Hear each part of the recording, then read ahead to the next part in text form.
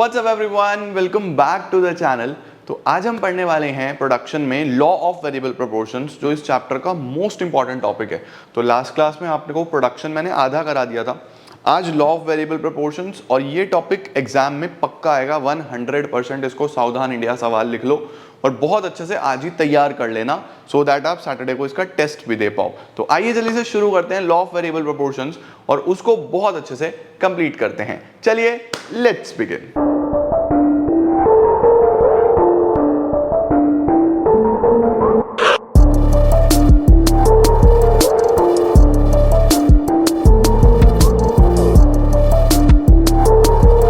Start करेंगे हम इस लॉ को।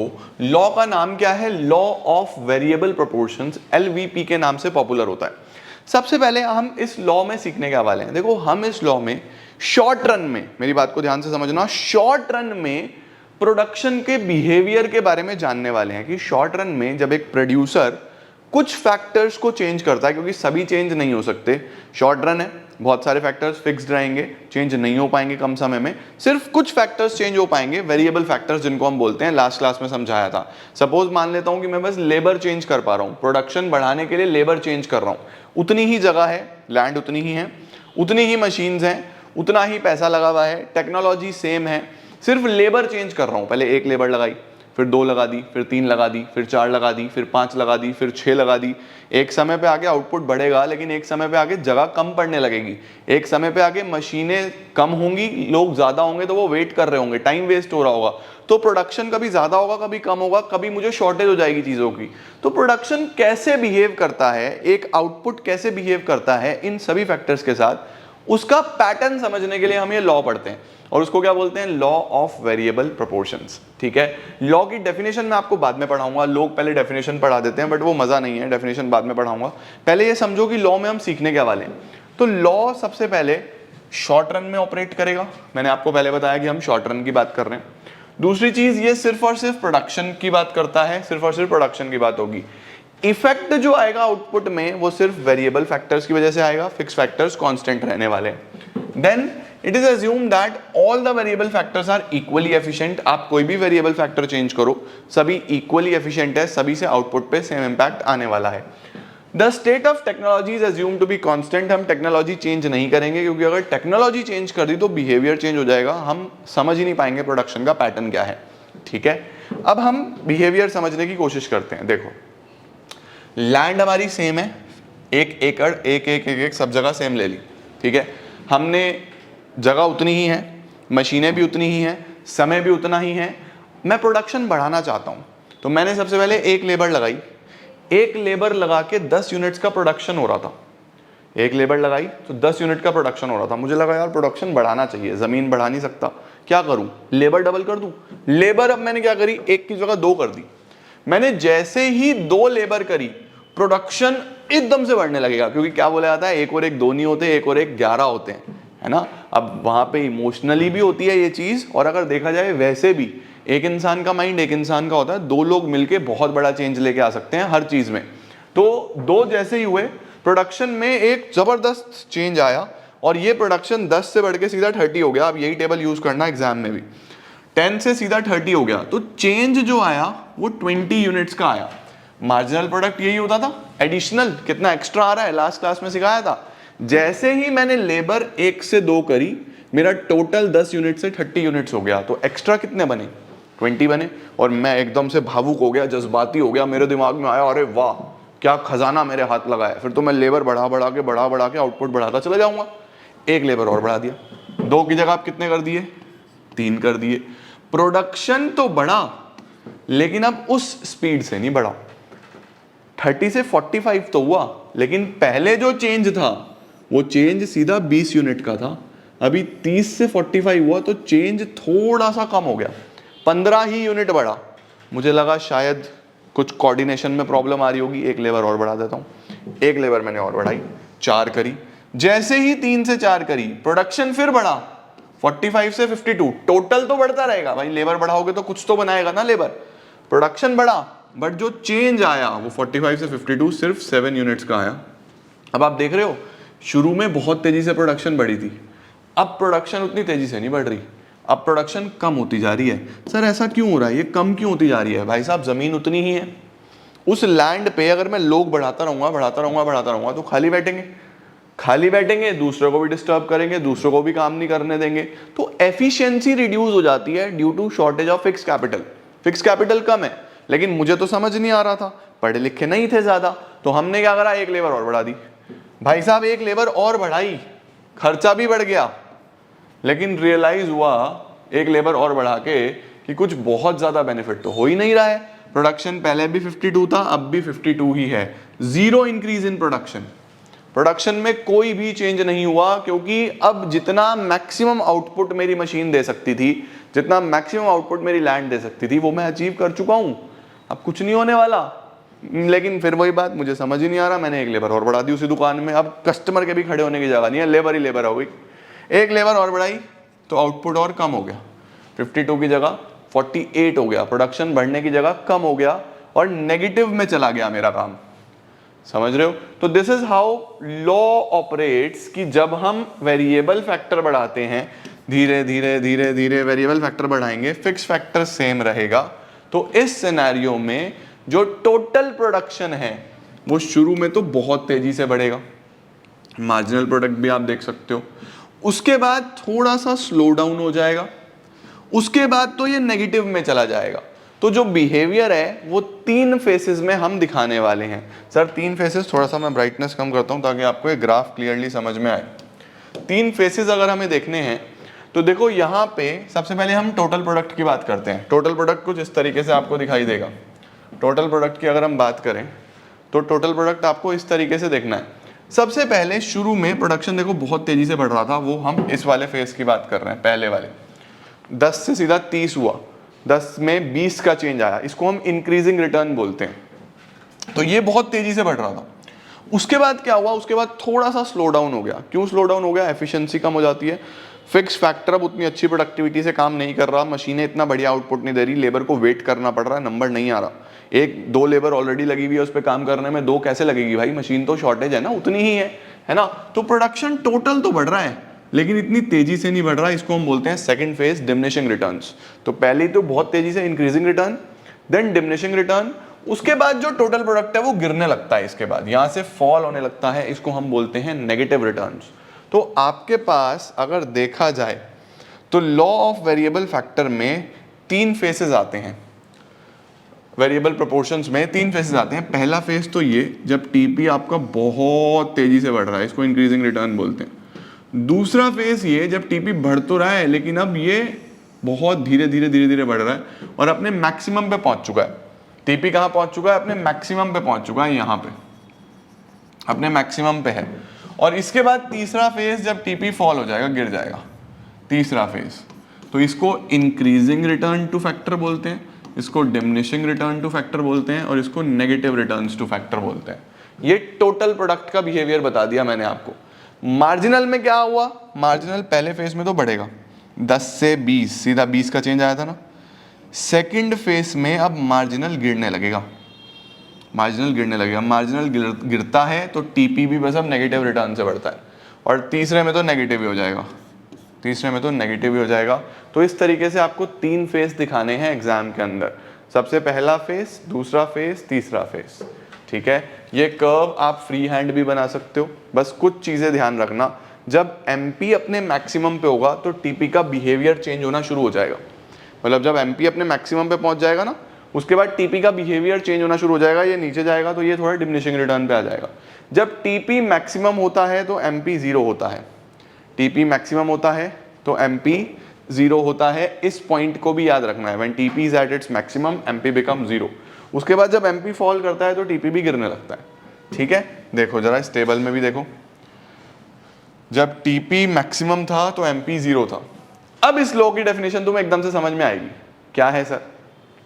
Law of variable proportion states that as we increase quantity of only one input keeping other inputs fixed. जब हम quantity बढ़ाते हैं एक इनपुट की, बाकी सब इनपुट फिक्स रखते हैं। TP initially increases at increasing rate, TP पहले तेजी से बढ़ता है इंक्रीजिंग रेट से, देन एट डिक्रीजिंग रेट, फिर डिमिनिशिंग रेट से बढ़ता है, and finally at a negative rate, last में वो नेगेटिव रेट में चला जाता है। तो टीपी पहले इंक्रीजिंग रेट से बढ़ेगा, फिर डिमिनिशिंग रेट से बढ़ेगा, फिर नेगेटिव रेट से बढ़ेगा। अब नेगेटिव रेट में तो गिरने लगता है तो एमपी नेगेटिव हो जाता है, ये भी पता होना चाहिए। दूसरे फेज में जब डिमिनिशिंग पे होता है टीपी तो एमपी फॉल हो रहा होता है, ठीक है। देखो ये चीज भी आपको पता होनी चाहिए, पहले फेज में दोनों बढ़ रहे होते हैं, एमपी भी और टीपी भी, इसको इंक्रीजिंग रिटर्न्स बोला। दूसरे फेज में एमपी फॉल हो रहा होता है, ये धीरे धीरे बढ़ रहा होता है, इसको डिमिनिशिंग रिटर्न्स बोला। तीसरे में एमपी नेगेटिव हो जाता है और ये गिरने लगता है, इसको नेगेटिव रिटर्न्स बोला, ठीक है। ये आपको पता होना चाहिए। It is also known as law of returns और law of return to factor और return to variable factors. Done, ये सब हो गया। अब हम फेसेस की बात करते हैं। कितने फेज आए आपके पास? Phase 1, phase 2, phase 3।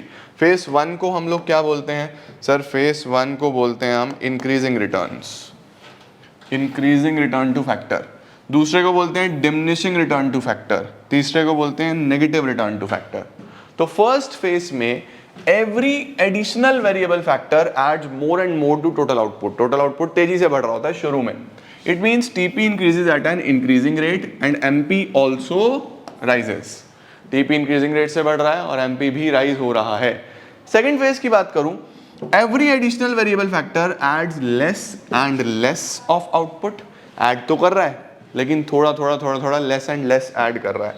It means TP increases at a diminishing rate and MP starts falling. TP बढ़ता है थोड़ा सा डिमिनिशिंग रेट से लेकिन एमपी गिरने लगता है इसके अंदर। This phase is known as diminishing returns.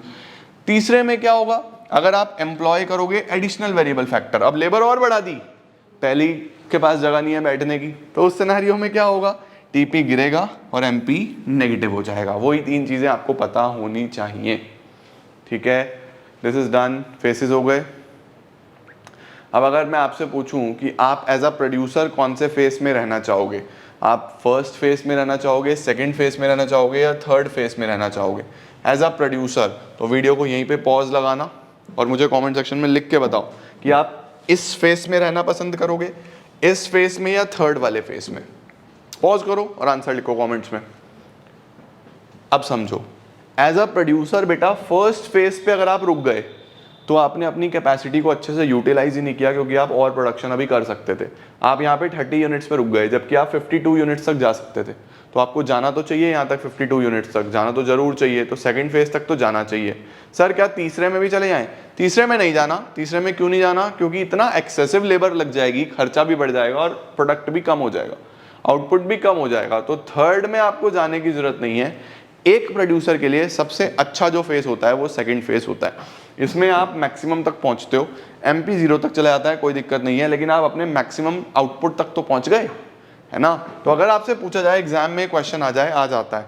अब मुझे तो एक एक चीज पढ़ानी है ना तुम लोगों को कि एक प्रोड्यूसर कौन से फेज में रहना चाहेगा।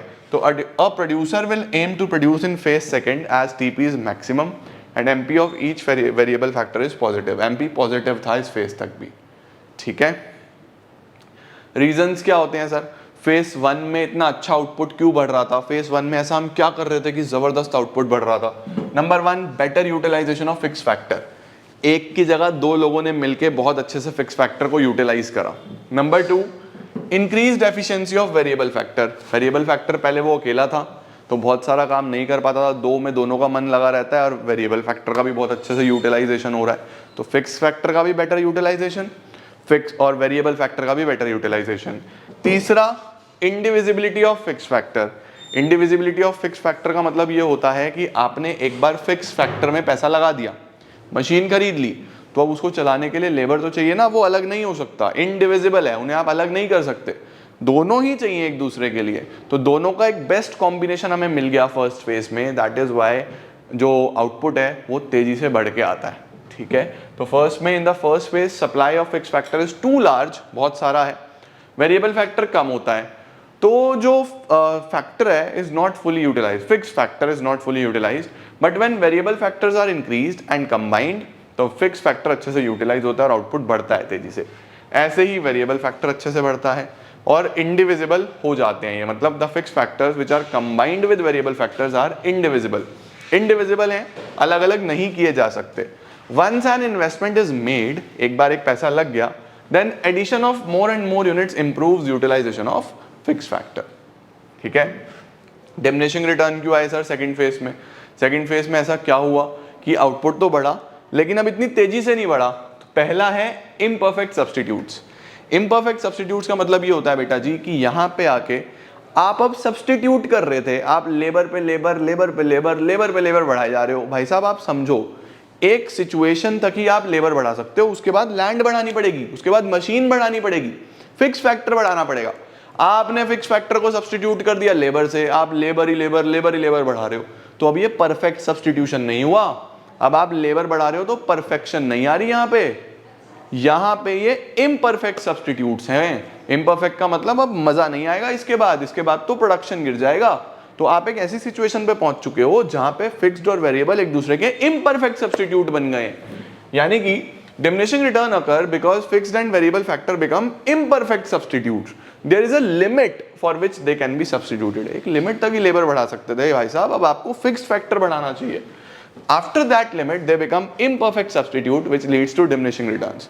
और दूसरा ऑप्टिमम कॉम्बिनेशन ऑफ फैक्टर्स। आप कहां तक आ चुके हो? आप अपने ऑप्टिमम कॉम्बिनेशन पे आ चुके हो, यानी आप बेस्ट कॉम्बिनेशन पे आ चुके हो। टीपी हाईएस्ट हो जाता है ना, इसके बाद तो दिक्कत रहेगी, इसके बाद आप आगे नहीं कर सकते, तो सेकंड से आगे तो वैसे भी नहीं बढ़ना।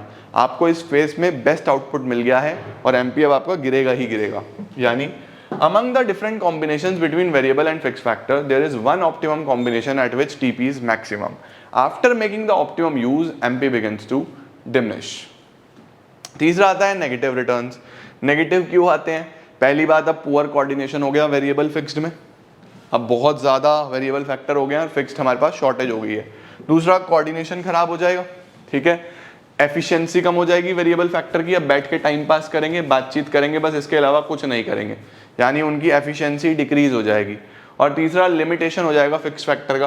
फिक्स फैक्टर बहुत ज़्यादा अब नहीं बढ़ेगा, काफ़ी लिमिटेशन रहेगा, शॉर्टेज रहेगा, जिस वजह से प्रोडक्शन में गिरावट आएगी ही आएगी। तो ये थे हमारे पास फेसेस, रीजंस। थर्ड फेज के मैंने आपको बताए, सेकंड फेज के मैंने आपको बताए, फर्स्ट फेज के मैंने आपको बताए। इनके आप दो दो रीजंस तीनों के भी याद करोगे तो काम चल जाएगा। तीनों का आपने मतलब समझ लिया, लॉ आपने ध्यान से समझ लिया। मुझे उम्मीद है आपको लॉ ऑफ वेरिएबल प्रोपोर्शन अच्छे से समझ आया होगा। कोई और प्रॉब्लम आती है तो इस लॉ में तो मुझे कमेंट सेक्शन में बताना, एक वीडियो और दूंगा आपको इसका, और चैप्टर हमारा क्लोज। तो इतना अच्छे से करके चलना, सैटरडे को आपको ये चैप्टर कंप्लीट करा दूंगा और मज़ा आ जाएगा। अगला चैप्टर शुरू करेंगे अगली क्लास में। तो उम्मीद है आपको ये समझ आया होगा। बहुत जल्दी मिलते हैं नई क्लास के साथ। Till then keep growing, keep learning, keep glowing, और वीडियो शेयर जरूर करा करो यार। हर 11th के बच्चे तक पहुंचाओ। खूब मेहनत करेंगे, खूब आगे बढ़ेंगे और बहुत अच्छा स्कोर करेंगे। Thank you so much.